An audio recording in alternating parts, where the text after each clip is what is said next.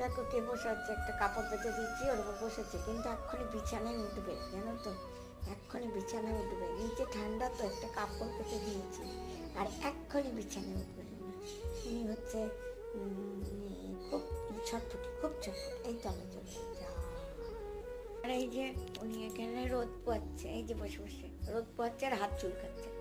এই যে রোদে রোদে রোদ কোথায়, হাওয়া তো, হাওয়ার মধ্যে বসে থাকবে রেগুলার। সকালবেলায় এখানে ওঠার জন্য, এই জানলায় ওঠার জন্য বায়না করবে, আমাকে হাঁচড় মেরে মেরে মেরে তারপরে আমি তুলে দিই।